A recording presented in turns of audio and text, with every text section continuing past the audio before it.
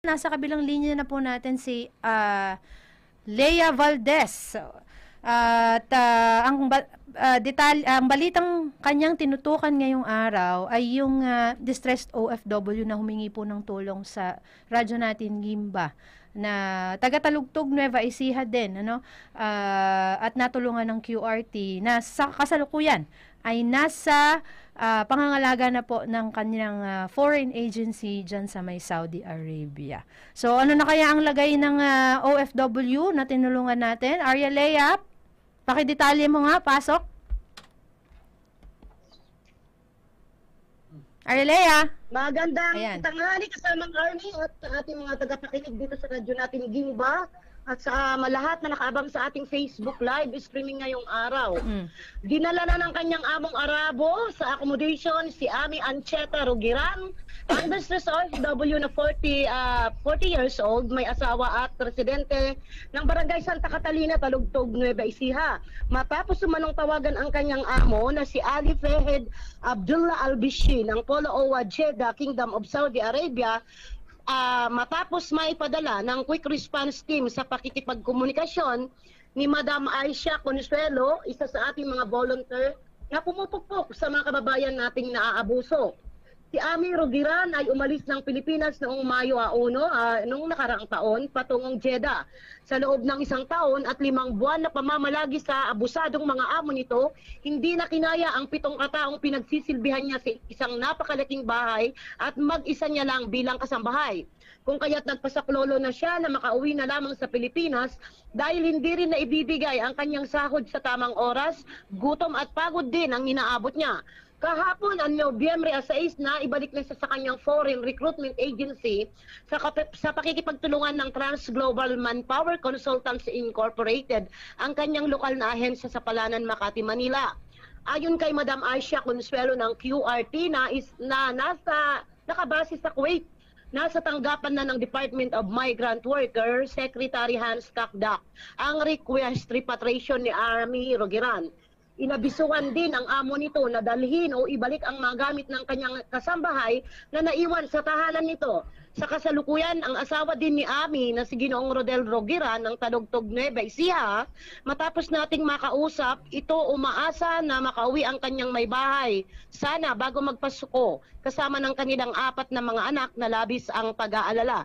Kasama ang Army, hihintayin na lang natin na maibigay ang endorsement letter ni Ami Rogiran para makauwi. So, pansamantala, ito ang inyong Arya Lea para sa Balitang Lokal. Ang radyo natin Gimba 105.3 FM, tuloy-tuloy sa pagbabalita at serbisyo. Sama-sama tayo, Pilipino. Okay. Iko-correct lang natin yung unang statement mo na si Ma'am Aisha Consuelo, isa sa ating volunteer na pumupukpok sa mga kababayan nating naaabuso. So, Yes. Wrong grammar yon ha. Pumupukpok para sa mga kababayan nating OFW. So, siya yung isa sa mga nagtatanggol, hindi siya yung pumupukpok. Ang pinupukpok niya ay yung mga ahensya na dapat ay tumutulong sa ating mga distressed OFW. Yes, Ayun. kasama Army, tama. So, magandang balita. Kailan siya humingi ng tulong? October 29? 29. O, Yes. di ba makikita nyo naman, makabilis kumilos yung ating mga kasamahan kasi yung ating mga volunteers. I wonder, na-interview ba natin si Ma'am Ami? Yes, ako kasamang Army na interview namin siya sa kanang QRT. Kanya nga lang, Paano siya- hindi niya na ipadala sa amin ang video. Paano siya humingi ng tulong? Nag-message ba siya sa radyo? Yes, sumulat siya kasamang Army sa radyo natin, mismo sa atin. Sa page natin? Yes. Okay, so humingi siya ng tulong sa ating page. Tapos, naitatanong ba natin sa kanila kung bago sila dumulog sa radyo natin, Gimba, meron ba silang hinihingan na ibang tulong? Ng ibang tulong? Like, halimbawa, bago sila mag-message sa atin. Kasi I'm sure nakikita nila yung mga natutulungan natin na mga OFWs or maybe, o magkakilala ba sila ni, anong pangalan nung isa nating natulungan na taga-Talugtog? Si Jasmine, yes. Si Jasmine ba'y taga-Talugtog? Munyos yun eh. Taga-Talugtog din yun kasama, kapangasawa lang ng taga-Muñoz. Sino yung isa pang classmate sila. Sino pa isang Talugtog? Meron pang isa eh. Odessa. Ayun. Odessa, yes. O, kita mo na, pangatlo na pala to. Akala ko pangalawa pa lang. So sa Makatwid, si Jasmine ang nag-recommend?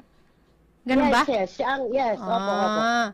So, itinry ba nating alamin kung humingi na siya ng tulong beforehand bago siya mai-recommenda sa ating QRT? Yes, nung last year daw kasamang Army, humingi na siya ng tulong sa Polo OWA. Yung mga kasamahan niya nakapag email na, nakapag-text. Kaso, binaliwala siya ng agency, hindi siya pinansin. So naghintay siya.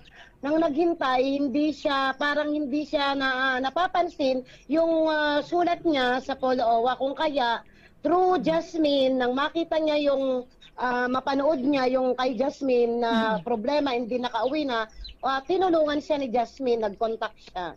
Tapos ngayon ay nasa Polo OWA na yung kanyang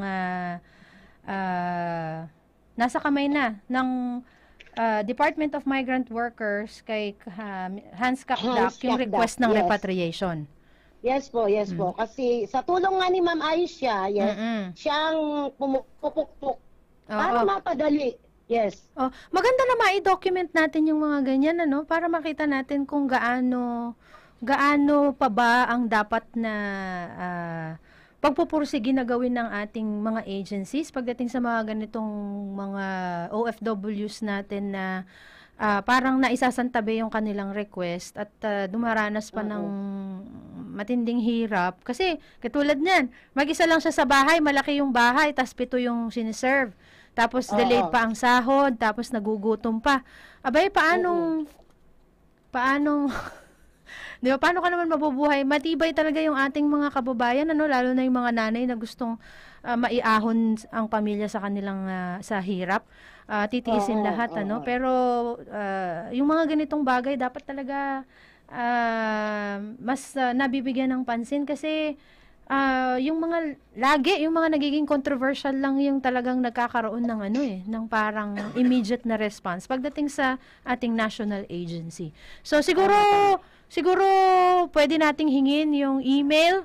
Baka pwede tayong makahingi ng screenshot ng email na nag-email nung nakaraang taon tapos hindi naka-receive ng reply, ganon? Meron ako, yes. Meron ako. Ayun, tapos pag nandito na siya sa Pilipinas or pagka na-interview natin siya later on, mahalagang ma-document din natin yon na talagang kinailangan pa na mga private individuals na mga volunteers ang maging daan para matulungan itong ating mga kababayan na distressed sa ibang bansa, yung ating mga OFWs. Ayun. So, sige, congratulations kay Ma'am Aisha at syempre sa iyo at sa ating quick response team na tuloy-tuloy na tumutulong sa ating OFWs na distressed, lalo na sa Middle East, no? Nakakaawa yung ating mga kababayan dyan. So, hopefully, mapabilis yung kanyang pag-uwi. Tama nga naman, maganda na makapiling niya yung pamilya niya bago magpasko. Ilan yung anak niya? Kasamang Army, 4. Ang panganay nasa kolehiyo, mayroong grade 10, mayroong 11, at itong bunso ay nasa elementarya pa lamang. Oh, bata pa. Anong trabaho nung kanyang asawa? Roger ba yung pangalan? Ang asawa niya ay nagbubukid. Magsasaka. Oo. Sige. Okay, maraming salamat, Arya Lea.